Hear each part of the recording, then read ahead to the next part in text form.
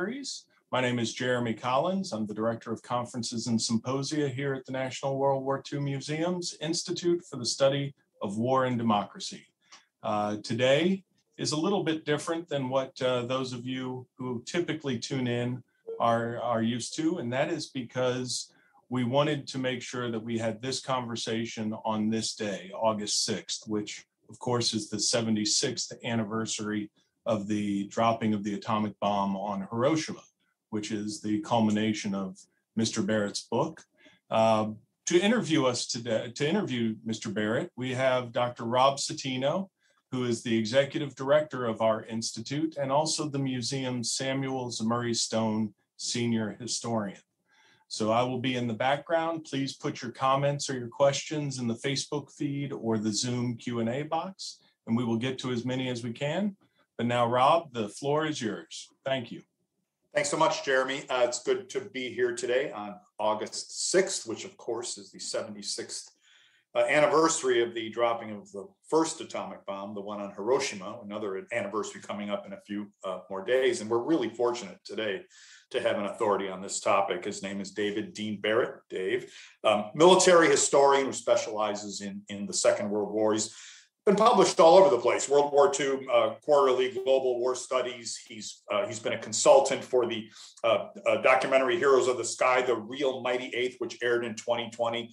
He's spoken widely on especially on the end of the war in the Pacific and on the dropping of the atomic bomb. And maybe some of you listening have heard Dave present before. So Dave, having said that, let me just say welcome, virtually at least, to the museum. You're part of the museum's ether right now, broadcasting out to the world. So it's really good for you to join us today. And I'm really excited to talk about your book, 140 Days to Hiroshima. Dave? Well, thank you. I appreciate the opportunity to be with you today. Thanks to you and to Jeremy and to the museum. Great. You're a part of our circle of friends. We put you in that Rolodex and we come back to you again and again. I certainly hope so. I'm sure you know that. Dave, we're here, as I mentioned, on an anniversary, a 76th anniversary of Hiroshima. You know, all authors write books for a reason. Why did you write this one? And if I may add, why now? How does this book differ? There certainly have been a few books written on this topic in the past. How would you say yours differs to some of the others? Well, let me tackle the first part of that question. Why? It actually goes all the way back to 2001 when I returned to my alma mater, the University of Colorado, to start working on a master's degree in history. And one of the first classes I took was historiography. And one of the very first essay that I chose to write about was the decision to drop the atomic bomb on Japan during World War II. After writing it, I kind of walked away with, well, there's been a ton of material that's been written about this topic, and I don't really need to do anything more. That lasted for, I don't know, about a year and a half or so. And then I happened to be visiting the Truman Museum in Independence, Missouri, the Truman Library. Mm-hmm. And I don't remember whether it was in a separate room from his White House or the Oval Office, but there was a room that was referred to as the map room. And on the wall was this absolutely huge map of the invasion that never was going to be anyway, of Operation Downfall in its two phases, Olympic and Coronet. And I had become aware, obviously, of the invasion as a result of the essay that I'd written, but I didn't get into the invasion in any great detail. When I got back home, I was super interested, and one of the first books that I picked up was Rich Frank's book, Downfall. Which another good friend of the museum. Yes, absolutely, and a friend of mine as well. He actually vetted my book for me, along with Dennis John Greco. Anyway, that was one of the first books I read. It turned out that became like almost a 15+ year period of research for me working on this book. Not that it was nonstop the entire time, but that's ultimately what led to the creation of 140 Days to Hiroshima. How is it different? Well, how is it different? I focus on the leadership in both Japan and in Washington during the final roughly 4.5 months of the war. And There is a wealth of information out there in terms of what these guys were dealing with in terms of decisions, what the structure of their governments were like, and the dialogue actually that these guys were actually talking about during these meetings during these fateful months. And that's the focus. I use probably more dialogue associated with a nonfiction narrative than the vast majority of books that you would see. And I find that probably the most compelling evidence of what actually took place, how the decisions were made, and who's responsible, frankly, for those decisions.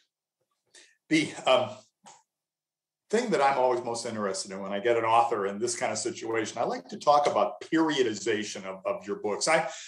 I've written a few myself, and I spend a lot of time on when should I begin and when should this book end? And your book has the periodization in the title, 140 Days to Hiroshima.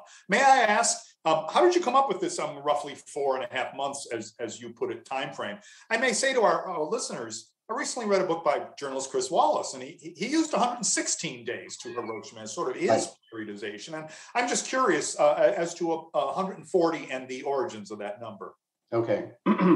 Well, first of all, I guess I would say in terms of 140 days, the idea behind that is to provide a countdown to the critical events during this leading up to the dropping of the atomic bomb. And by the way, I should say, even though the title says 140 days, the reality of it is that there's a countdown to Hiroshima, or Hiroshima as you pronounce it. There's a countdown to that, but that's not the end of the book. That's actually anticlimactic in this particular case. There are 9 more days after Hiroshima is attacked before the Japanese ultimately surrender. So I actually begin a countdown up the other way. In terms of the periodization, as you put it, the countdown actually begins on the 19th of March of 1945, and that's the day that Hirohito visits the ruins of his capital, 9 days after an attack that occurred on the 9th and 10th of March 1945. During which period of time, and I go into this in great detail in the book, that's really where it begins in earnest. The most destructive attack in all of World War II, including Dresden, including Hiroshima and Nagasaki. Approximately 84,000 people are killed during that night. A quarter of the city, 16 square miles, are flattened basically. 261,000 homes and buildings are destroyed. So that's where the actual start of it begins. In terms of the date, that was actually sort of our 140 days, that particular thing. That was actually something that the publisher chose to use as the start of the countdown. But it really frames around primarily, as I said just a few moments ago, around the leadership in the United States and Japan. And as it turns out, it occurs at almost the exact same time, frankly, in early April. The new government is formed, Prime Minister Kantaro Suzuki on April 7th of 1945, and Truman takes over from FDR on April 12th of 1945 after Roosevelt's death. So that's really the focus period, roughly the period of time that you're referring to, all the way until August 15th of 1945, when the Japanese finally surrender. So it's not a number that pops out of nowhere, is it? No, it's not. Authors give this a great deal of thought. I'm always struck by how we sit around, we think about that a lot. Sometimes the readers, it's just the title of the book, but it's interesting to hear you kind of parse that out in detail like that. If you will, then, Dave, let's start the discussion at the start of that period. In early 1945, by any reasonable standard, Japan was beaten. It had been beaten on land, been beaten on sea, and been beaten in the air. Why didn't Japan simply end the war then? I guess maybe another way of phrasing it, what was Japan still fighting for in early 1945? Well, let me start probably with the first part of that question then. Actually, what I'd like to use here is a quote by a historian named Asada. Mm-hmm. His quote is a fairly famous one. His quote basically says, in both the United States and Japan, it is often argued that Japan was virtually a defeated nation in August of 1945, and thus the atomic bombs were not necessary. This argument confuses defeat with surrender. Defeat is a military fait accompli, whereas surrender is the formal acceptance of defeat by a nation's leaders, an act of decision-making. After the loss of Saipan in early July 1944 brought Japan within range of B-29 bombers, its defeat had become certain, and Japan's leaders knew this. But because its government machinery was to a large extent controlled by the military and hampered by a cumbersome system that required unanimity of views for any decision, Japanese leaders had failed to translate defeat into surrender.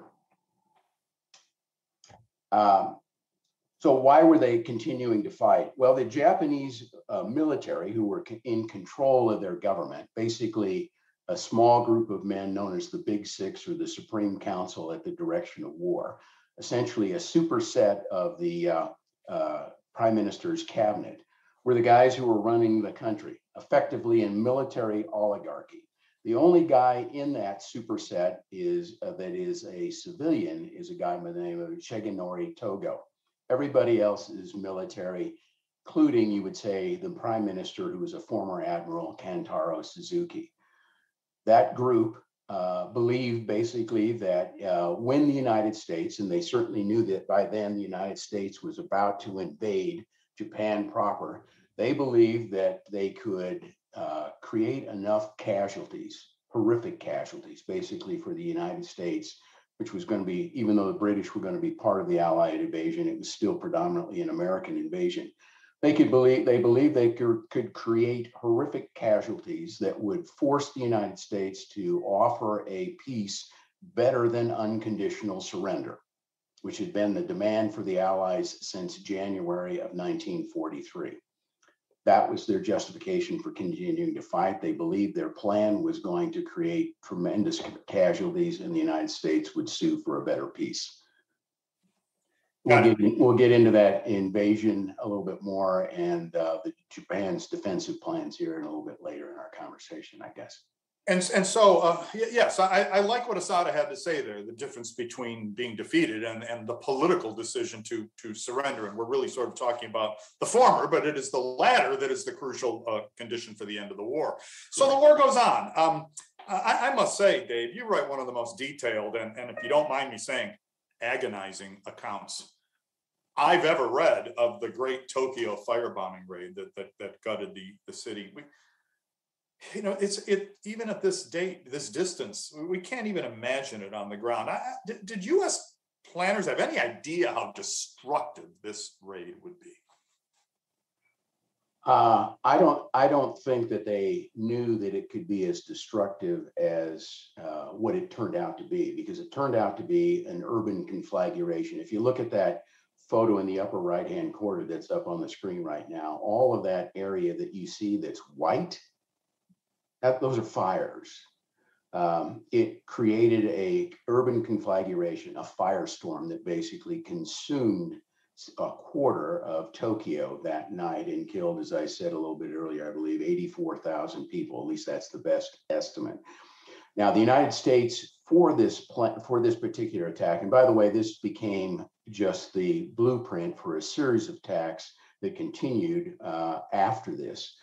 General Curtis LeMay is the architect, shall we say, and his staff for what took place on that night.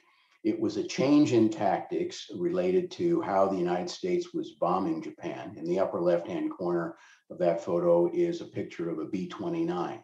B-29 was the most sophisticated bomber of the war, could fly at over 30,000 feet, had a pressurized cabin like the jets that we fly in as passengers today. It was the most sophisticated bomber that anybody produced during the entirety of the war.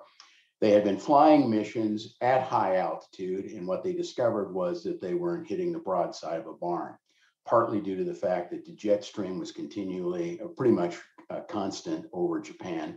The bombs were falling, way off target in the vast majority of cases. LeMay and his staff decided to change the tactics and come in at nighttime instead of daytime attacks at altitudes of approximately 5,000 to 8,000 feet, using incendiary cluster bombs, that were used napalm. The clusters would actually break apart 1,000 or 2,000 feet above the ground and spread out its little 6-pound bomblets over the target. They all had little trailing pieces of cloth, like a kite does, that spread them over the target. Each one of them, when they hit the target, then would explode, sending out globs of burning napalm that would ignite fire after fire after fire. The fire became so large that it started consuming all kinds of, basically all the air supply, and created a wind that swept across, almost as a tidal wave, across Tokyo. Yeah, on the ground, what you see there in the lower left-hand corner are the charred corpses of a number of Japanese. The helplessness that these people must have felt at the time trying to escape this. There was no escape. It completely overwhelmed the firefighting equipment that the Japanese had. And then finally, in the lower right-hand corner is that photograph of Hirohito. On the far right of that lower left of that photograph is Hirohito walking through those ruins, 9 days after the attack. So we have the Japanese people now realizing sort of inheriting the whirlwind that they had set up when they decided to launch war in Asia, and that the suffering is immense. Let's rise, if you don't mind, Dave, to the level of the leadership on both sides. Let's talk about American leadership for starters here. You've already alluded to the fact that there's new men on the scene, and especially a new president. How do you rate Truman in terms of his presidential decisions, in terms of his firmness of character? How do you rate him as a president and a man in this period? Okay. Well, first let's talk about who those leaders are that you see on the screen, and then I'll get to my comments about Truman. So in the upper left, is Truman. In the middle is James Burns, Secretary of State. To his right is James Forrestal, Secretary of the Navy.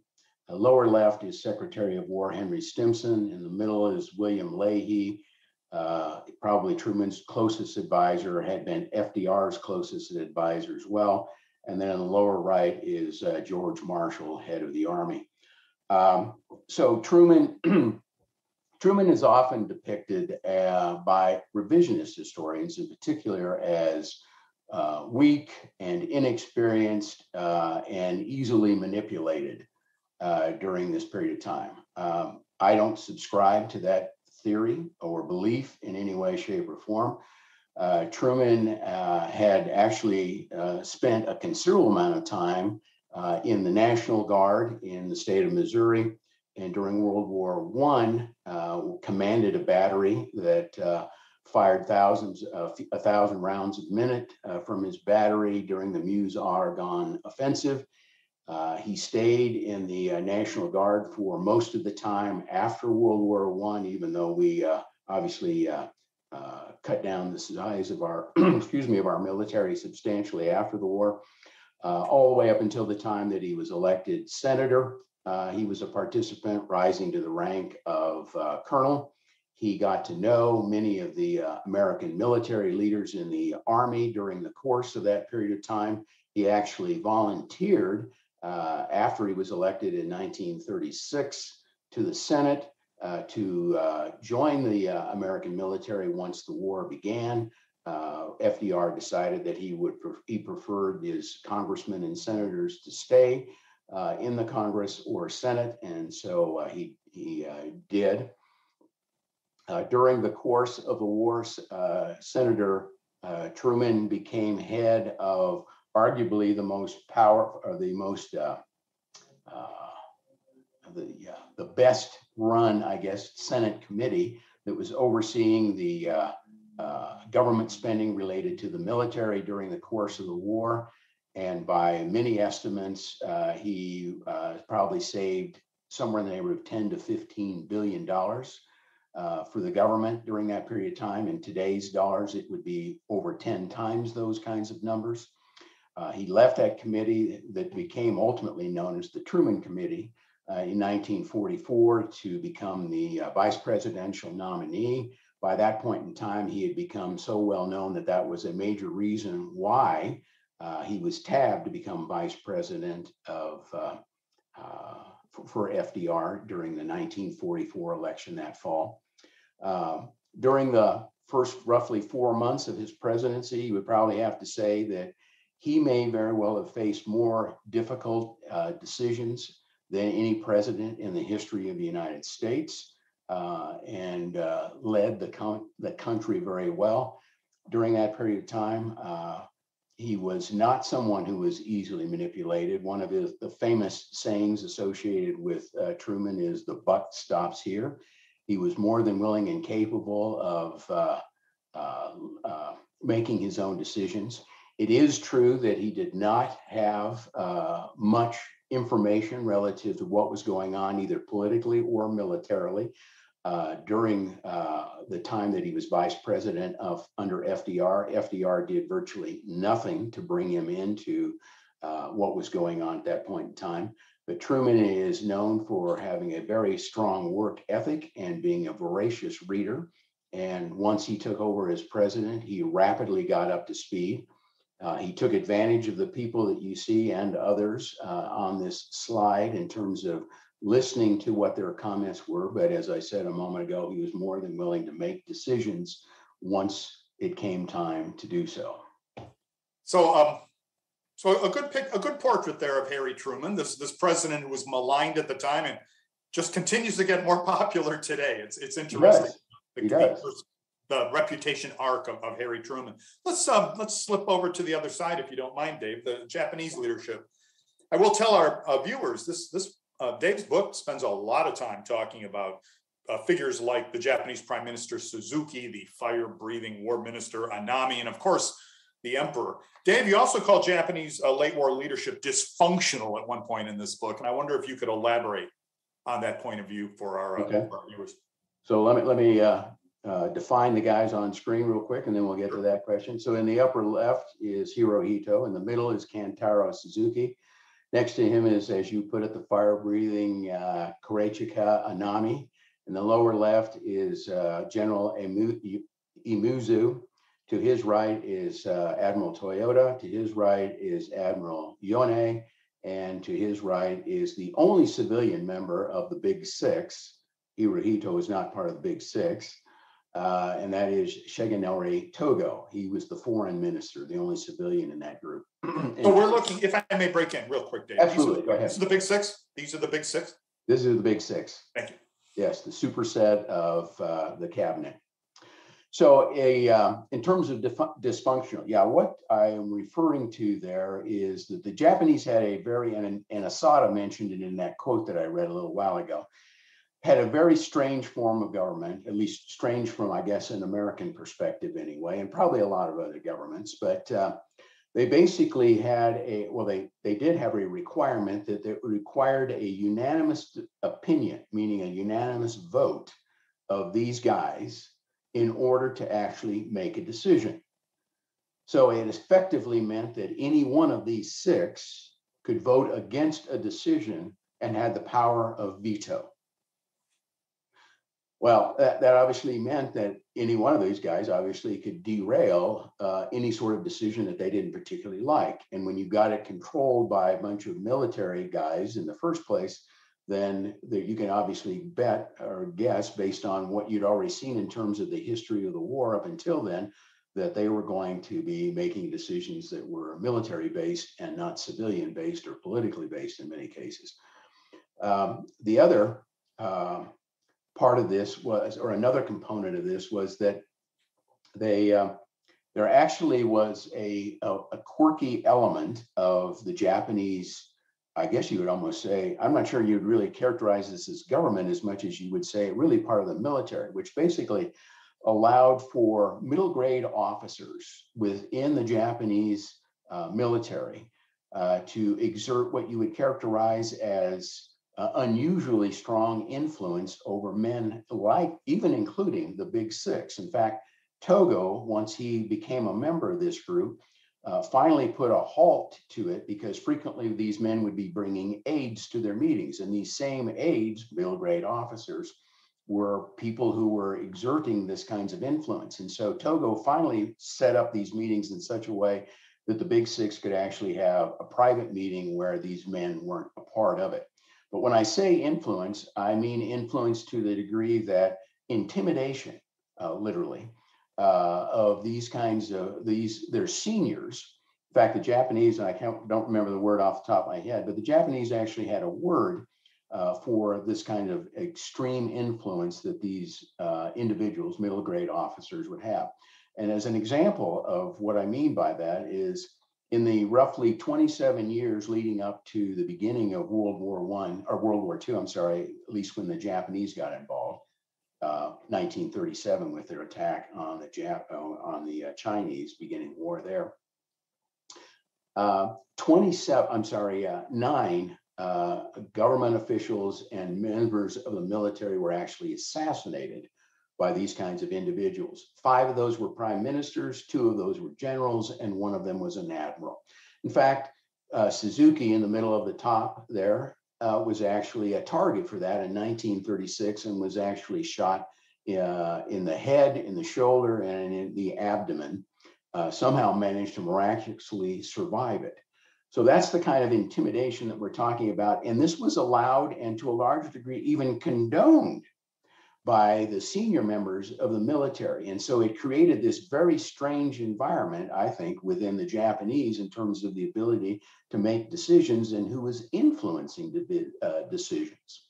It's almost as if you have an org chart, which makes a certain amount of sense, but there's all these actors outside the organizational chart who are able to wield all sorts of influence, and as you put it, even threaten the lives of these decision makers. I think that's about as good a definition of dysfunctional, Dave, as I've come across in my study of various governments.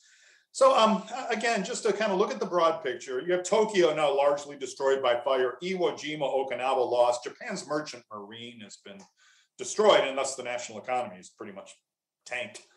Japanese leaders, though, in the summer of 1945, they're still devising a national strategy against a potential U.S. invasion. They think they can defeat it. You've mentioned this, but I wonder if you'd be willing to go into a bit more detail about this so-called Operation Ketsugo, which Japanese military leaders were cooking up at the time. Yes. And actually want to go ahead and advance to the next slide. Thank you. Go. Okay. So the Japanese plan to thwart downfall, as I mentioned, the invasion plan for the United States, the overall plan was referred to as downfall. It had 2 components to it, Olympic and Coronet. Olympic would have taken, and it would have launched on November 1st of 1945, and its objective would have been to take the lower 1/3 of Kyushu, which is the southernmost island in the Japanese chain of islands. The second phase of it, and that was basically as a holding place to then move American forces, including all kinds of air bases, to launch the second phase, Coronet, on March 1st of 1946. And that its objective would have been the capital in the Tokyo plain. To combat downfall, the Japanese came up with a plan called Ketsugo. Ketsugo, as you can see from the screen there, had something in the neighborhood of 6 million Japanese soldiers in mainland Japan. Now, the Japanese had correctly deduced that the United States would first attack the lower part of Kyushu to gain a large foothold there, and then secondly, the Tokyo plain. In fact, so they knew pretty much where the United States was planning to attack, and that was the focus in terms of the bulk of the Japanese forces as far as where they were going to be deployed. In fact, by August of 1945, the time of the atomic attacks, we're still obviously planning for the invasion at that point in time. 900,000 Japanese soldiers are in Kyushu, not all deployed in the southern part, but 900,000. Operation Olympic had been planned with the expectation that 350,000 Japanese would be in Kyushu at the time of the invasion. So 6 million altogether in Japan total. That also included Hokkaido and Honshu, which is where Tokyo is at. 2,000 conventional aircraft that the Japanese, and meaning 2,000 that were actually, we'll say, non-suicide types of planes and pilots capable enough to fly actual missions as opposed to suicide. over 10,000 kamikaze aircraft. Keep in mind that during the battle for Okinawa, approximately 2,000 were used to attack Okinawa during that period of time, our fleet off of Okinawa during that period of time. And that was spread out over almost 90 days. In addition to those, you had 1,300 roughly what we'll call suicide midget subs that they were going to use. And the little suicide divers were actually, that's the upper right-hand corner. Those guys were going to actually wait in the shallows in the area around the invasion beaches. They had a TNT type of a charge, and they were going to push it up against the landing craft as they came ashore, exploding underneath it. That's how they were going to use the submarines, and then the speedboats below them. They were going to simply try to ram themselves into the landing craft as they came ashore. The plan itself was still focused heavily on defeating the United States. That's who they viewed as their primary enemy during this period of time. And that air strength that they were going to use, both the conventional aircraft and the kamikaze, were designed to try to overwhelm the American forces while they were largely still at sea. In fact, during the first few hours, they believed that they could launch between suicide aircraft that the Army and Navy had 2.5 times, around 5,000 kamikazes against the American fleet in roughly a few hours, completely overwhelming the American fleet in the process of doing that and destroying substantial amounts of it before it even got ashore. And by the way, that suicide aircraft even included wood planes that they had used and proven that they could hit American ships with. And the shift in this particular case was going to be away from the big ships like the aircraft carriers that they had gone for as much as possible during the battle for Okinawa. Instead, their targets were going to be exclusively landing craft almost. I mean, in other words, the idea was to create, going back to its objective that I mentioned a little while ago, as many casualties, American casualties, as they possibly could. In terms of the special attack forces, it wasn't going to be, as I noted here, just air. It was going to be sea and on the ground. Whatever forces got on ground, they were going to be attacked as well by all kinds of suicide or special attack forces, including guys that were going to roll under tanks, tactics that they had learned on Okinawa and in the Philippines, and I believe on Iwo Jima as well, where they're going to literally roll under the tank, again, had a TNT charge and explode themselves under the tank, which is the weakest part of the tank. Go ahead and flip to the next slide.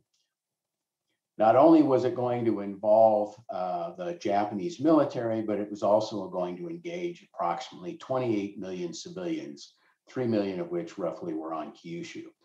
In terms of women, it was going to involve women from the ages of 17 to 40, men ages 15 to 60.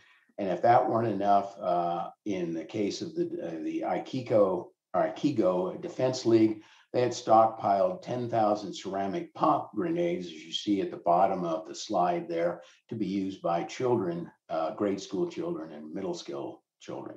So this was going to be an all-out defense of the homeland by all Japanese for all intents and purposes.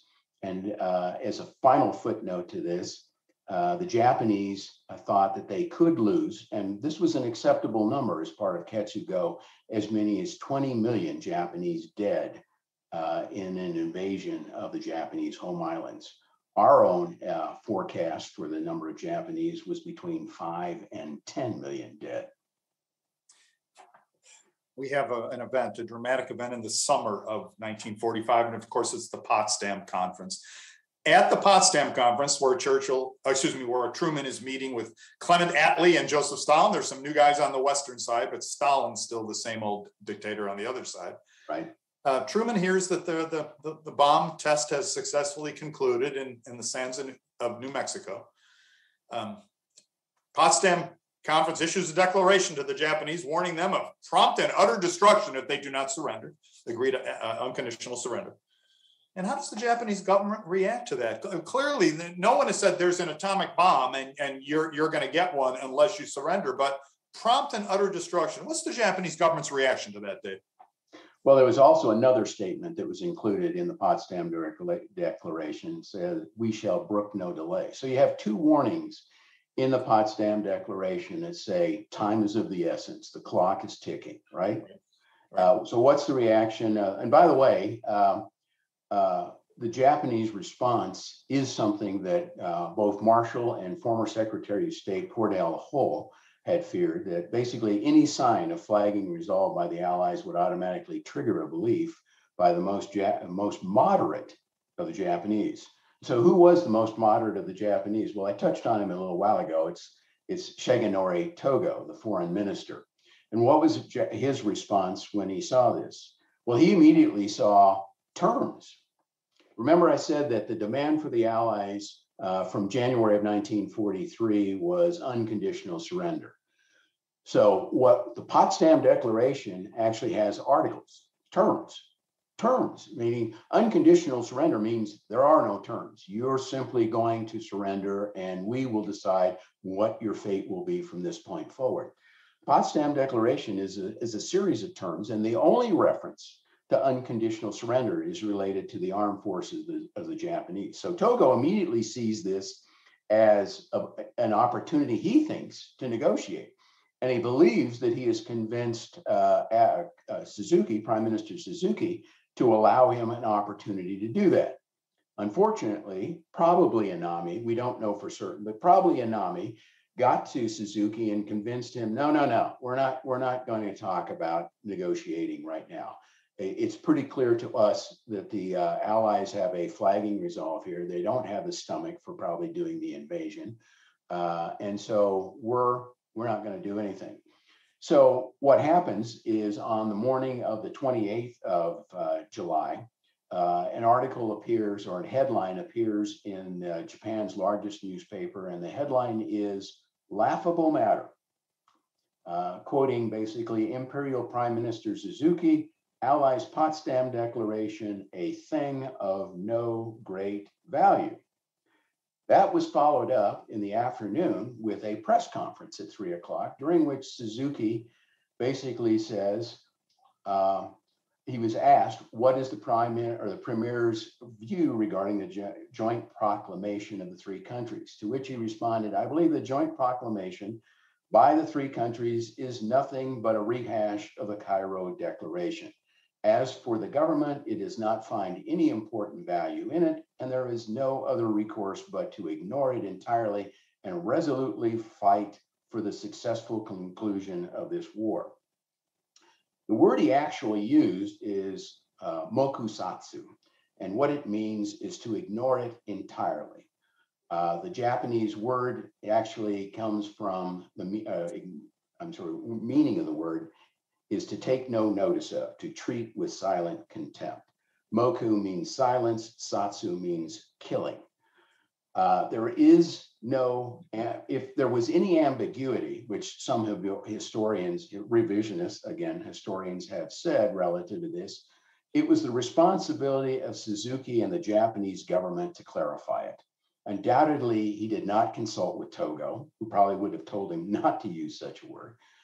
His government, the Japanese government, owned the obligation to clarify this. And despite Togo's comment that once it was said, it was out there, they had 9 days yet before Hiroshima is attacked with an atomic bomb. And they chose to do nothing. So this brings us to August, Dave, when we knew we would get to this point in our discussion. 3 big events you discuss here in the book. I'm sure our audience knows what they are, but I'll just recapitulate them anyway. August 6th, the world's first nuclear weapon on Hiroshima. August 8th, actually late in the day, kind of midnight, August 8th, 9th, the Soviet invasion of Manchuria, correct, which crushed the Japanese army there in record time. And then on the 9th, a second atomic bomb on Nagasaki. Take us through this sequence, if you will. What is the relative importance to Japan's decision finally to end the war? Because as you know, you've been referencing revisionism, discussion amongst historians. This has been a big one and will continue to rage. I'm not sure anybody's ever going to make it stop, but there's a lot of things said about this, and some are wiser than others, I would say. So I'm just curious to pick your brain and get your wisdom on this point. Those three big events. What's the big one in leading Japan to decide to end the war? Well, let's go through each one of those. Okay, starting with the attack on Hiroshima on the 6th. I use that kind of as a bookend, even though, as I said, to the firebombing of Tokyo on March 9th and 10th. But it is anticlimactic, and I go through it in great detail, pretty visceral detail as well, as far as what that looked like. What happens is it takes 3 days after that before the Japanese leadership can finally meet. And so they are attempting to determine for certain, because obviously Truman has announced at this point in time that it was an atomic attack. The Japanese send their top scientists to Hiroshima to determine whether it was actually an atomic bomb. The reports basically say that there were a few planes these are Japanese reports, that attacked Hiroshima, and basically the city ceased to exist afterward. And there were actually 3 planes. There was the bomber, and then there was an observation plane, and there was a camera plane as well to record the events associated with what was taking place. But it takes 3 days for the Japanese leaders to actually get together in between. In between, on the 8th of August, Togo meets with Hirohito and discusses the atomic attack, because at that point in time, they do believe that it is an atomic attack. And by the way, before I forget that, the guy that they sent there is the head of their nuclear program. In fact, was a head of one program and essentially the top consultant for the second program. The Japanese had their own atomic bomb programs. Not a lot of people are aware of this, but they had their own atomic programs during the war. Neither one of them came to anything. And they basically came to the conclusion that it wasn't a weapon that could be developed inside the time frame for World War II. Obviously, the United States proved them wrong in that regard. But that was basically, so that's the guy that was sent to Hiroshima to determine whether it was an atomic attack or not. But he actually meets then, so Togo meets with Hirohito on the 8th and discusses the atomic bomb. And Hirohito comes to the conclusion that a weapon like that, we've got to end the war, and we've got to end it now. Okay. So let's go to the second one that you talked about, the attack by the Soviet Union on we'll call it the 8th, 9th of Manchuria, which is now part of China. Basically, it's in the northeastern part of what is today China. It was an absolutely huge attack, over 1 million men, and they are having their way, we'll say, with the Kwantung Army, Japan's army, in Manchuria very rapidly. Well, first of all, this did not come as a surprise to the Japanese, as it's portrayed in some cases. The Japanese had expected this. And in fact, Kawabe, who was the senior member of the Japanese army, writes in his diary that basically that day has come. He talks to Iumuzu that day, General Iumuzu that day, as well as Anami. Both of them are basically, yes, this is what we expected to happen sooner or later. And by the way, the Japanese had been monitoring Russian movement to the east with their Kwantung army for months, beginning in the spring of 1945. In terms of how they're rolling up, so to speak, the Japanese forces, that was not a particular surprise either. The Kwantung army, which at one time in the late 30s was probably the most powerful army that the Japanese had been long since gutted of the vast majority of its real power to fight the Americans on various Pacific islands. And as recently as May, when its mission was changed, by the way, in anticipation of battle with an attack by the Russians, to a fighting withdrawal to the northern part of Korea. During that same period of time, meaning May of 1945, 6 more divisions were transferred out of the Kwantung Army, 3 each to Korea and to Japan as part of Ketsu-go. And so they were fighting against a gutted army and one that had its mission changed to a fighting withdrawal of to the northern boundary of Korea. And so the idea that it was a complete surprise to the Japanese or that it changed their opinion, meaning the military, in terms of the continuation of the war, is fiction.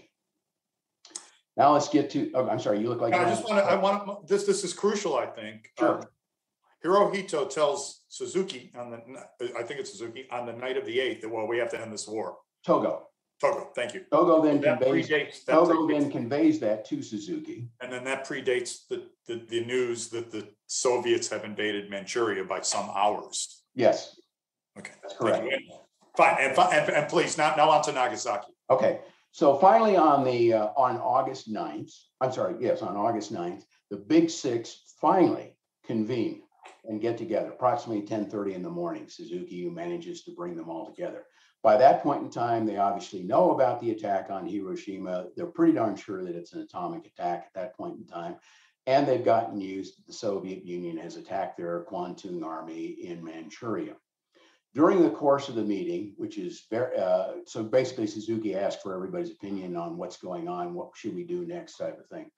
During the course of the meeting, just before the news of the attack on Nagasaki, which occurred at about, I believe it was around 10:30 in the morning, they don't get word until about 1 o'clock. Shortly before that, Admiral Toyota boldly states to the group or whatever that no power, including the United States, has enough fissile material to be able to create more than one of these bombs, meaning an atomic bomb. Okay. Well, what is Toyota actually saying in that statement? Read between the lines. He's basically saying, I just wrote off Hiroshima as a casualty of war. Much the same way, by the way, that they had all of these other cities have been flattened by conventional war, by conventional bombings. And because we don't have to fear that there's going to be another atomic bomb hitting another Japanese city. Well, about 1 o'clock in the afternoon, an aide comes into the room and he provides them with news of a second attack like the one on Hiroshima that had just occurred in Nagasaki. Well, that basically just proves to the Japanese, and that's why it becomes actually really important, the second bomb, proves to the Japanese that the United States is capable of producing more than one of these bombs. We might have a warehouse full. And it really impresses, at least according to his post-war account, Suzuki, who says to himself or thinks to himself, the United States may not invade if they have a bomb that's this superior. They may just basically lay off and continue to drop atomic bombs on Japan, in which case Ketsugo is worthless because we'll never be able to put our hands on any on any American forces and create those massive casualties to get a better peace. But what actually happens in terms of the meeting? So Suzuki calls for a vote among the Big Six. What do you want to do? And Anami, Yamuzu, and Toyota basically say, we want to either continue to fight the war. In other words, both atomic bombs have been dropped. The United States has proven that it may have clearly it's got more than two, okay, or more than one. And the Soviet Union has just entered the war. And yet those three guys still want to either continue the war or demand four conditions. Remember, we're demanding unconditional surrender. They want, and they still think they're in a position to demand four conditions: preservation of the imperial polity, basically the imperial organization, including obviously the current emperor, Hirohito, control over disarmament, control over war crimes, and no or very limited occupation. The other three guys by then, Suzuki, Yonai, and Togo, are willing to accept just the preservation of the imperial polity. This debate goes on all through the afternoon, later involving the entire cabinet.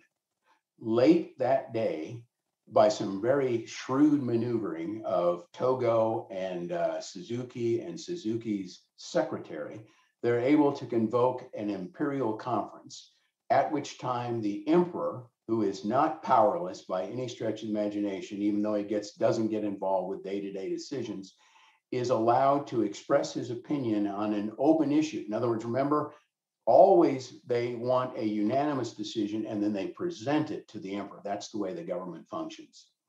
Hirohito, for the first time, gets an opportunity to express his opinion on an open issue. And he decides to accept the Potsdam Declaration with one condition. And it's actually almost really two conditions. With the preservation of the imperial polity and, let me see if I can find the phrase real quick. Basically, it's with no prejudice, here it is. With the understanding that the said declaration does not compromise any demand which prejudices the prerogatives of His Majesty as sovereign ruler.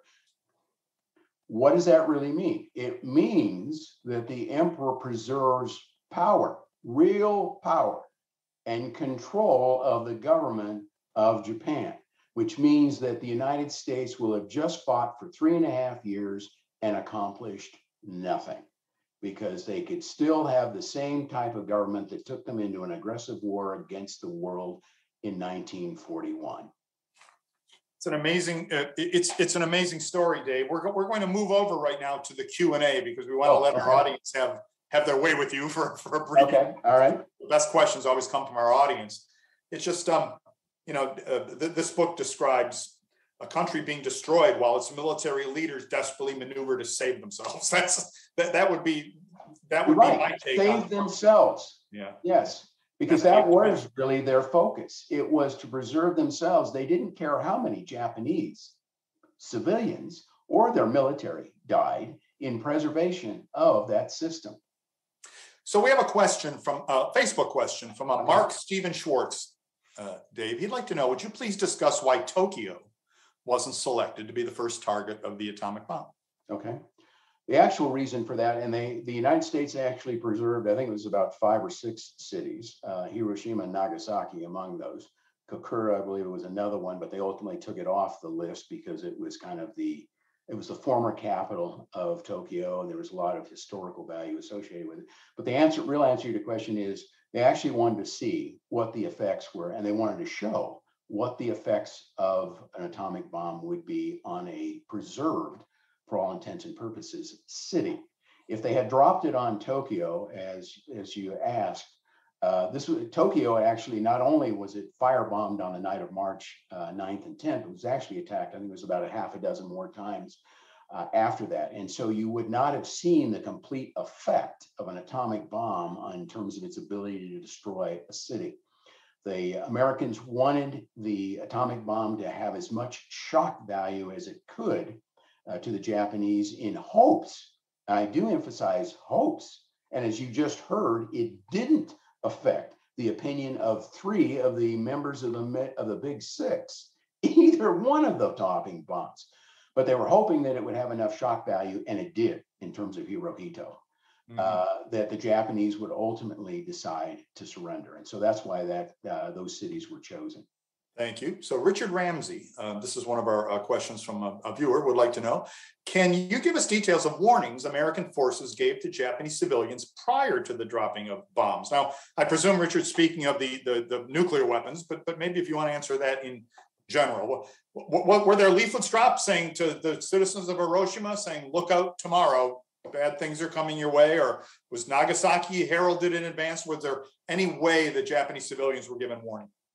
The United States did drop leaflets on the Japanese, letting them know that they should basically leave their cities. And I don't remember off the top of my head whether they specifically dropped them on Hiroshima. They didn't warn specifically of an atomic bomb. They simply said that your cities are liable to be attacked and that you should leave. And in fact, and it actually goes to the conventional bombing. And even at the time of the Tokyo attack, there were vast numbers of Japanese who were starting to leave the cities for the countryside to flee the bombing. There was so much war industry associated with Tokyo that obviously an awful lot of them were still there. And then the United States attacked a very dense area of Tokyo during that particular attack.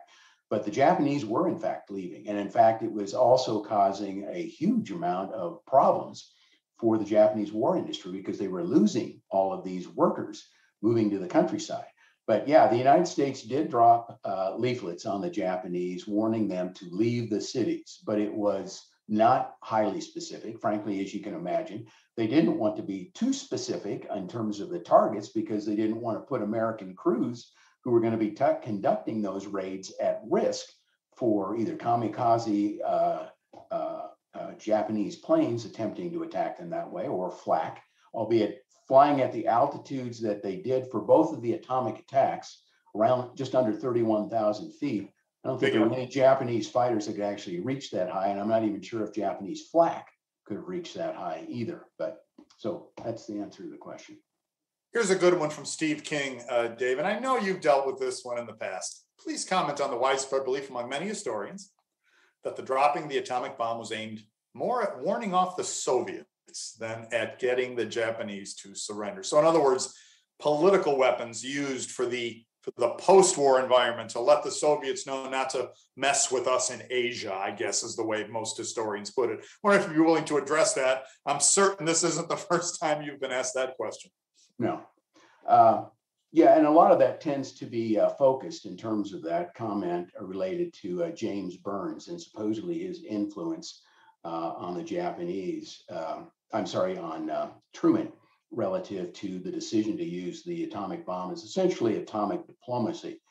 Well, first of all, Potsdam was a situation where the Russians played their hand well, and they were in the strongest position, and the United States or the Allies weren't able to force Stalin into doing many of the things in Europe they would like to.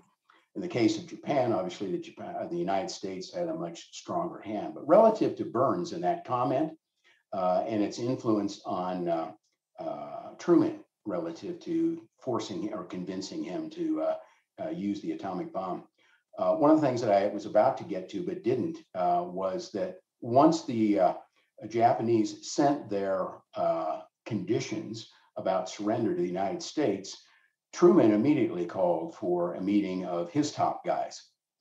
And one of those guys obviously included James Burns. There were a number, Forrestal and Leahy both wanted to accept the Japanese terms, including the proviso for the emperor, basically as is. Burns stood out against that.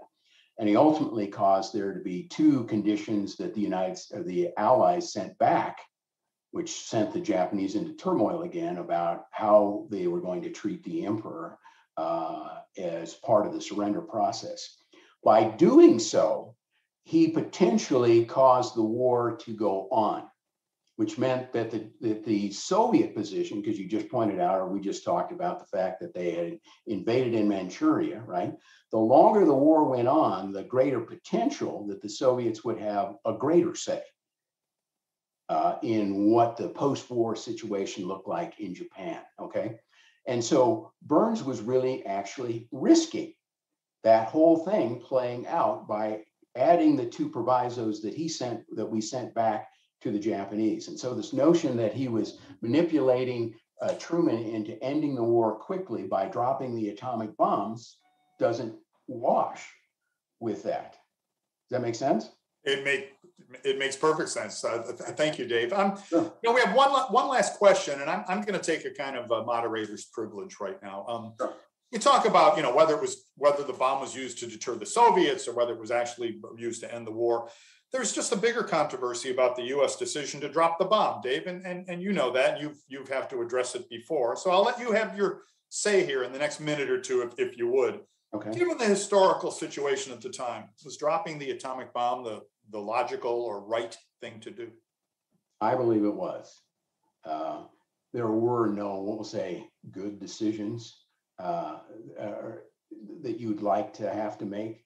But in terms of using the atomic bomb, I'm absolutely convinced that the war ended much faster than it would have otherwise.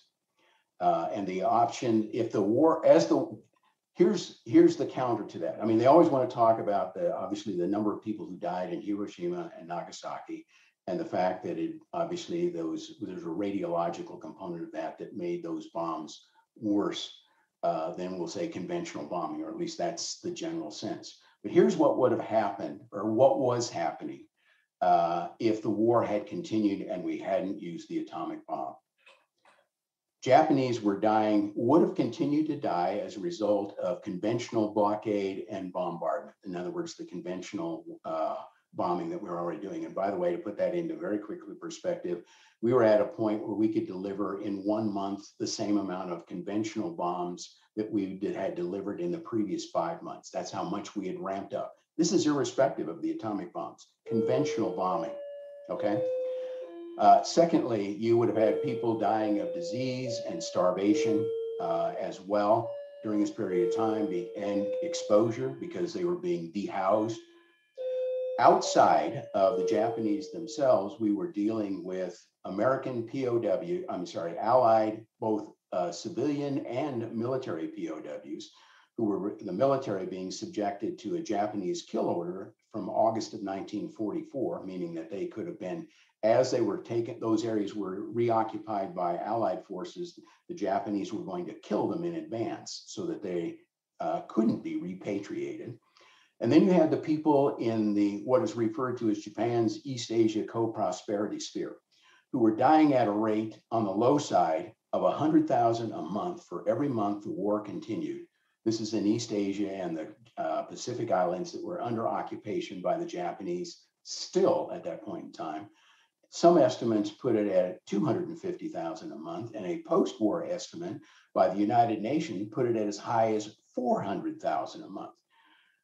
In the event of an invasion, both sides, as we've already talked about, we estimated their losses at 5 to 10 million. They estimated their own losses at 20 million. Our own losses would have been potentially in the neighborhood of 500,000 to 1 million, and that's dead potentially. And by the way, I do have more than enough facts. That's not a post-war fabrication by Truman and Stimson. They knew that kind of information by estimates from the Pentagon in May of 1945. So the losses would have been absolutely horrific across the entire theater if the war had continued and had not ended as a result of the atomic bomb. It was the best of the bad options that were available. I'm going to give Dean Barrett, today's guest, the last word on that. He's an informed and extremely articulate proponent for his position, as everyone listening can hear. We've been discussing 140 Days to Hiroshima. Dave tells me I have the UK version of the book, so you've seen the book jacket cover in one of the slides that we put up earlier. Dave, we kept everyone a few minutes over because it was hard to stop, and I want to thank you for talking through the alarm clock there. That was quite something at noon. So thanks for joining us, and I can't wait to have you back. Thanks. Bye, everyone. From the National World War II Museum in New Orleans, Rob Citino, the senior historian.